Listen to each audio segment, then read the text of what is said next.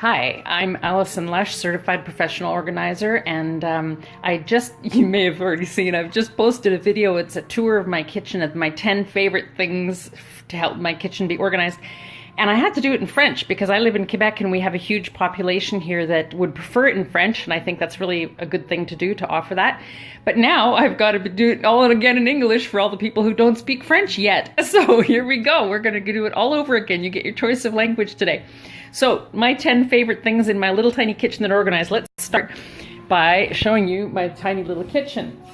So there's my tiny little kitchen. We live in a 4.5 apartment, and we've got our dining room here and the kitchen is there. And that's about it. You see, there's not much to it. It's a little tiny kitchen. But I have found in the 3 years that we've lived here that it's plenty big enough, and I'm convinced that it's because it's well organized. And now it's taken me time to get this way. It takes a bit of time, but it's well worth it.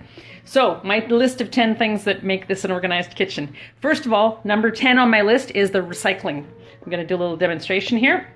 So I'm standing right in front of my fridge. Right there in my stairs is my recycling bin. And I just go like that. I get to play basketball. I love throwing things into the recycling. It really makes me happy. And then once a week we take out the bag and it works out super well. So that's number 10 on the list. Number 9 is my recipes. Now, I used to work in the food industry and I have a professional degree in French cooking, and I used to have like hundreds of books and recipes and binders, and you can imagine. But now that I know how to reduce things and get rid of, this is my entire collection of cookbooks. That's it. That's all I've got except for a file on my computer. So the way that this works is that I use binders. This is my favorite kind of binder. It's a white plastic binder, and I use page protectors, and I print out the recipes, and I have them in the binders either according to a subject or according to whether it's desserts or main courses, etc. The other big advantage of this is that you can take out the sheet, and what I do is I tape it to my cupboard door here, just the one sheet here plastified when I'm working, so that I don't have to have the whole book in my kitchen as I'm working, which is really cool. So I'll just leave that over here. And the next thing on the list, that was number 9. Number 8 is the placement of my dishes and cutlery. Now, excuse me, in this kitchen when I first moved in, what I noticed was it's like I've got this big, beautiful open space here, but this is where a lot of people would actually have cupboards to put their stuff. These cupboards are so high, it's not comfortable. I didn't want to have my plates and my bowls like up here and I would be reaching for them. It's dangerous. We need to have things in a prime real estate close to us wherever it is that we're working.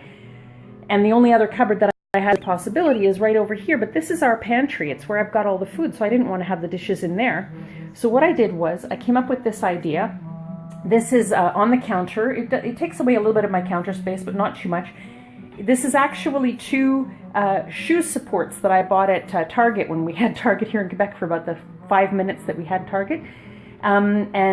This is actually made for shoes. It's one on top of the other, and it fits our dishes perfectly.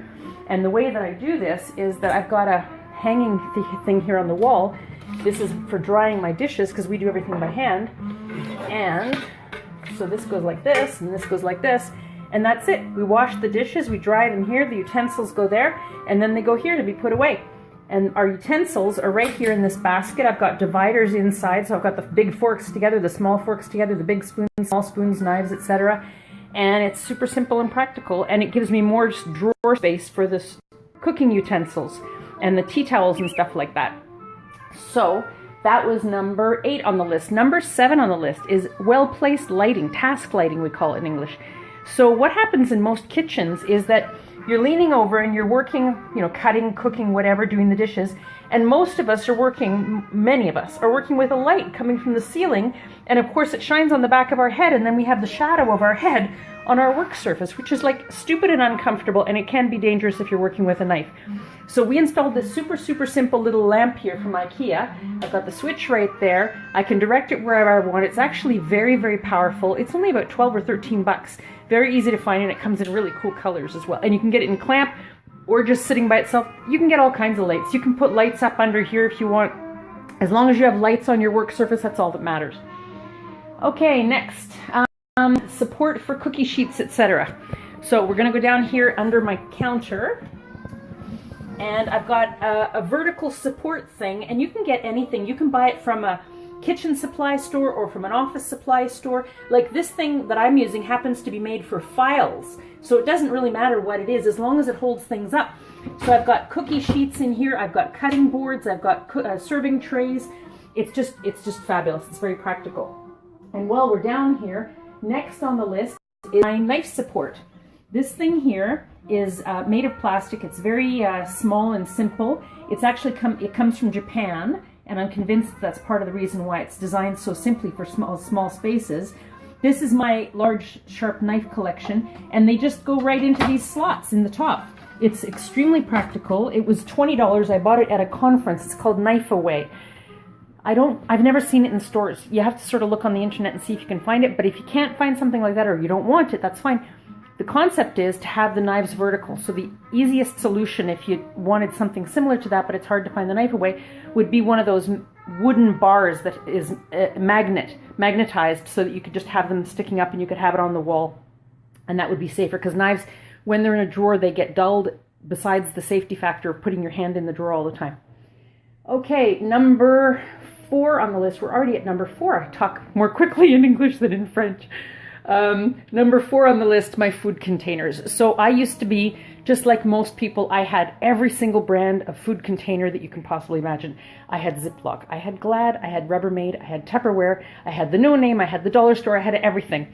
Because that's, what most people do. And then when we moved into this apartment, our wonderful friend Lois gave us a gift of a starter set of the Rubbermaid Easy Find lid ones, which I'm going to show you down here in this cupboard. Right here, this drawer here is actually, this box is sort of like a drawer. I just slide it in and out, and I've got all my food containers in here. Sorry about that. This is the Easy Find lid ones from Rubbermaid, and the lids are there. And then I've got a set of glass ones here also, and that's it. So I've only got 2 kinds of containers, only 2 kinds of lids, and they stack super well because they're all the same, and so they don't take up much room, and I am careful not to have anything else in the house. If I had any other containers migrating to my house because somebody gave me food or something, I might keep like 1 extra container of what I consider a giveaway quality, like just another brand that I don't care about, because sometimes if I want to give food to someone, I want to actually give them the food and let them keep the container and not have to get it back. So it's not a bad idea to have 1 or 2 containers on hand that you can just use for giving away, but I always keep it down to a real minimum. Okay, my hanging pots. So another thing that Lois did for us, besides buying us all that ware, was when I asked her, when we moved in, I asked her to come and do a little tour of the kitchen with me to see if she could give me any good ideas, because she has more experience than I do as an organizer. And she gave us this amazing, wonderful suggestion. So this is 2 cookie cooling racks, just ordinary cookie cooling racks, which I attached up here with, they're sort of like cup hooks, but they're just shaped like an L like this, and you just screw them in, and it's holding these these cooling racks nice and snug up against the cupboard. I put S hooks, and obviously the pots are hanging, and even my onions and potatoes are hanging, and it's super easy to access them. It's super easy to put them away. And also, something I didn't think about in the other video is, imagine all that space in my little tiny cupboards that I'm saving by having them out here. Because this space isn't used for anything else except like to let the light through, basically. I've got all the counter space underneath. It doesn't impact on anything. This is a really brilliant solution for a kitchen like mine. And I used to have a kitchen with, I'm getting off topic, but I used to have a kitchen where I didn't have that kind of a setup. And so what I did was, down the side of the cabinets, I had great big planks of wood, and I put hooks all the way down, and I had my pots just hanging all the way down the side of the plank of wood on the side of the cupboards. And that way they weren't in the cupboard either. It's been a long time since I've had my pots in a cupboard, I realize. Using the vertical surfaces, it's a very important concept in organizing. That was number 3. Number 2, les pots en vitre, comme on dit en français. Mason jars. Mason jars are my friend. I like mason jars. So this is my collection currently, and I feel that I've got too many because this food is not fast enough. I'm keeping an eye on it, so I'm trying to gradually reduce the number of pots that I've got. So why is this a good system? For a couple of reasons. First of all, because people find this, when people come into my home, they comment on it. They think it's cute, they think it's nice looking, and I find it attractive. And because of that, I don't have to hide it and I don't have to have it in the kitchen. So this is actually like in my hallway, which means that I've expanded the storage for my kitchen outside of my kitchen, which means that my kitchen is bigger. So this is really cool. Secondly, and this is very important, bugs don't get into these things. So no bugs get into my food, and the food stays fresher.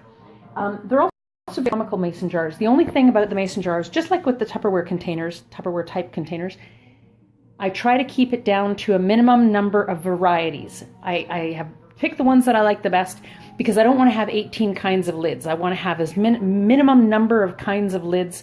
I think I have 2. I have the big mason jars and the small mason jar lids, and that's it. That's number 2. And the last one, the last comment that I'm going to make about my organized kitchen, the reason why this small kitchen works so well for me is because everything is edited. So my dishes are edited, my pots are edited, my food, I'm working on it. That's a hard one, but I'm working on it. My tools are edited.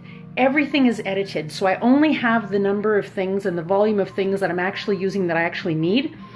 And so it works, this little tiny kitchen, and I can make a dinner for 12 people. I can make a 5-6 course meal. I can make, great big huge batches of food. There's all kinds of ways to work in a small kitchen like this if it's not overcrowded with all kinds of crap that we don't use very often. So I hope that this has been a little bit interesting for you if it is in the kitchen. And if you ever have any questions or you'd like any support of any kind, you can shoot me a question on Facebook. You can contact me by email. I'd be happy to try to help you with your own challenges. And next time I'm going to make a video on my favorite tools in the kitchen. So we'll do another episode of this, seeing depending on how the reaction is. And I hope that this has been interesting for you.